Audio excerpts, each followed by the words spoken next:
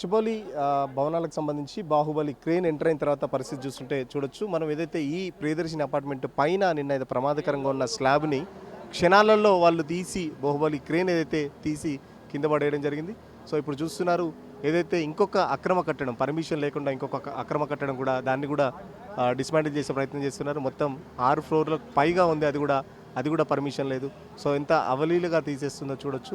క్షణాల్లో దాన్ని మొత్తం తీసేస్తారు. సో ఈ అపార్ట్మెంట్కు కూడా ఏం కాకుండా కూడా ఈ అపార్ట్మెంట్కి సంబంధించి కూడా ఏం కాకుండా ఇప్పటికే ఈ అపార్ట్మెంట్ వాసుల్ని కూడా కంప్లీట్ అపార్ట్మెంట్లో ఉన్న వాళ్ళని ఖాళీ చేసి పంపించేయడం జరిగింది.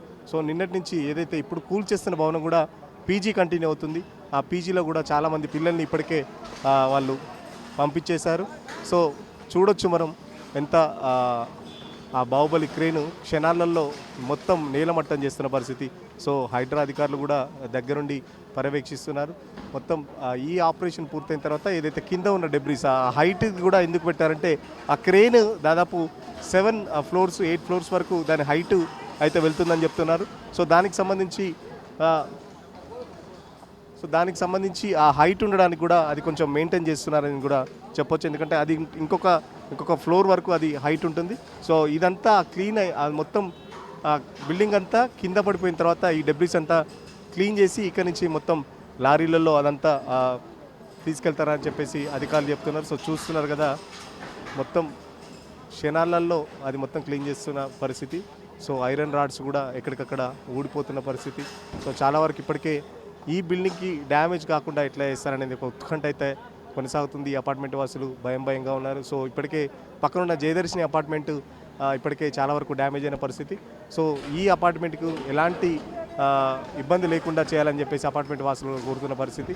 సో చూద్దాం, మరి కొద్దిసేపట్లో ఆ బిల్డింగ్ అయితే నేలమట్టం కానుంది. ఇప్పటికే ఏదైతే దానికి లీజుకి తీసుకున్న ఆ వ్యక్తి కూడా చాలా వరకు బాధపడుతున్న పరిస్థితి. లక్షలు పెట్టి దాంట్లో సామాన్లు కూడా కొన్నాం, ఆ ఏసీలకు సంబంధించి కూడా నాకు కనీసం టైం ఇవ్వలేదని చెప్పేసి కూడా చెప్తున్న పరిస్థితి.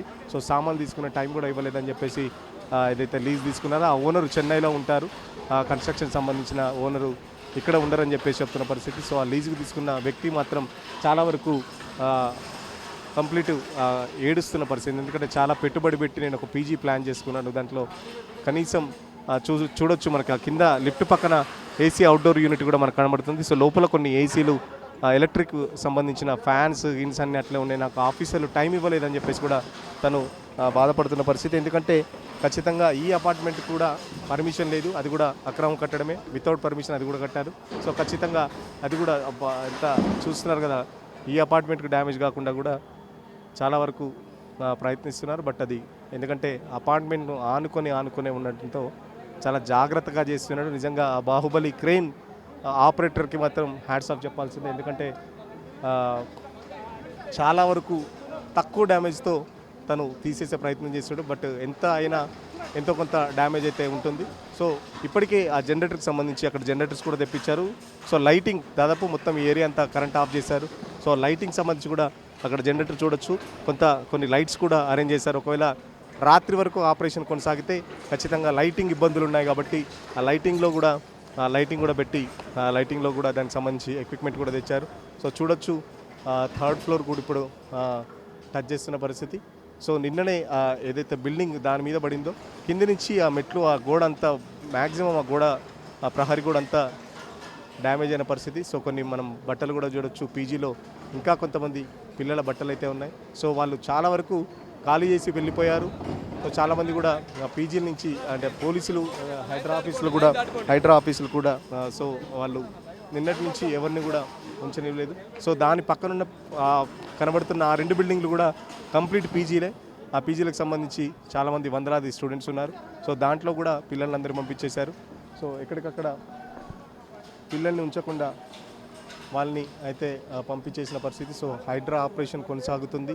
ఇదే బాహుబలి క్రేన్ చాలా వరకు పెద్ద అపార్ట్మెంట్స్ కూల్చడంలో చాలా కీలక పాత్ర పోషించింది. సో హైడ్రా అధికారులు కూడా చాలా వరకు జాగ్రత్తలు తీసుకుంటారు. అపార్ట్మెంట్కి సంబంధించి ఎవరు దగ్గర రాకుండా కూడా ఇటు పోలీసులు కానీ, ఫైర్ డిపార్ట్మెంట్ కానీ, హైడ్రా ఆఫీసర్లు కూడా చాలా పకడ్బందీగా, ఎందుకంటే ఆ బిల్డింగ్ ఒక్కసారిగా ఇటు పడొచ్చన్న ఉద్దేశంతో పోలీసులు కూడా ముఖ్యంగా మీడియా పర్సన్స్ కూడా ముందుకు పోనీయకుండా బ్యారిగేడ్స్ వేయడం జరిగింది. సో ఒక బ్యారిగేడ్స్ లాగా వాళ్ళు ఒక ఎంట్రీ పాయింట్ కూడా పెట్టేసి చెప్పారు. సో పెద్ద ఎత్తున ఇటు అపార్ట్మెంట్ వాసులు కూడా చూడొచ్చు మనం. బాహుబలి క్రేన్ కూల్చివేతలకు సంబంధించి చాలా ఉత్కంఠగా చూస్తున్నారు. మా అపార్ట్మెంట్కి ఏం కావద్దు. సో ఇప్పుడు పక్కన ప్రియదర్శిని అపార్ట్మెంట్కి సంబంధించిన అపార్ట్మెంట్ వాసులు ఇక్కడ చూస్తుంటే మనం చూడొచ్చు. ఇప్పుడు ఈ కూల్చివేతకు సంబంధించి ఆనుకొని ఉన్న బిల్డింగ్, సో ఇప్పటికీ దీంట్లో ఉన్న ఆ బిల్డింగ్లో కూడా చాలా వరకు వాళ్ళని పంపించేశారు. So GHMC, Hydraa, police, fire, ఇట్లా ఎన్డీఆర్ఎఫ్ దాదాపు 4-5 డిపార్ట్మెంట్లు కలిసి ఇక్కడ ఆపరేషన్ అయితే నిర్వహిస్తున్న పరిస్థితి. సో చూడొచ్చు హైడ్రా డ్రోన్ కూడా వేస్తున్నారు, ఎందుకంటే మీడియాకి హైడ్రా విజువల్స్ కూడా పంపిణీ చేస్తుంది బిఫోర్ ఆఫ్టర్. సో ఆ కెమెరా కూడా చూసుకుంటూ దాంట్లో ఏమన్నా డిస్టర్బెన్సెస్ ఉన్నాయా, ఇప్పటికే దానికి సంబంధించి మెజర్మెంట్స్ ఇంజనీర్ కూడా వచ్చారు.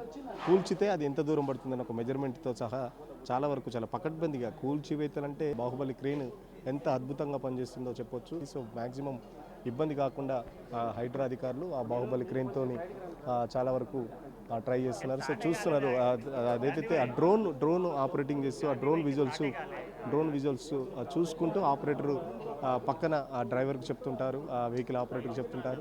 సో దానికి సంబంధించి ఆ డ్రోన్ కెమెరా సహాయంతో వాళ్ళు దాన్ని ఎట్లా ఆపరేట్ చేస్తారనేది, ఎక్కడెక్కడ స్టార్ట్ చేయడం, ఎక్కడ కూల్చడం అనేది కూడా వాళ్ళకు అంచనాకు వస్తున్నారు.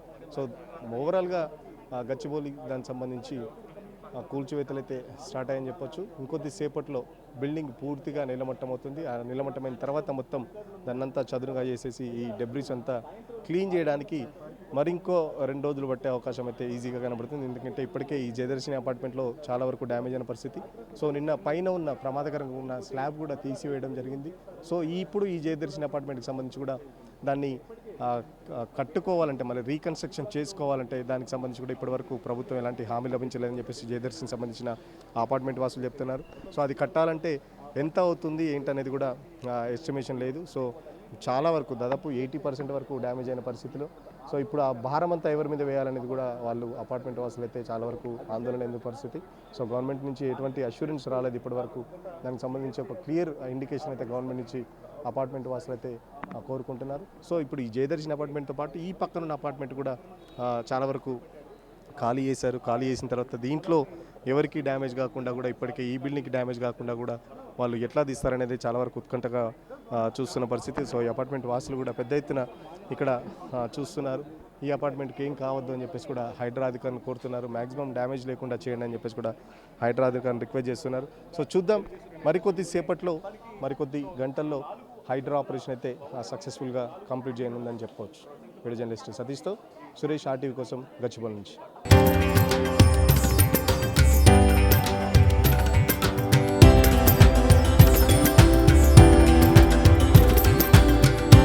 తరతరాలుగా తరగని స్వర్ణ బంధాలు మన మానిపల్లి జ్యువెలర్స్.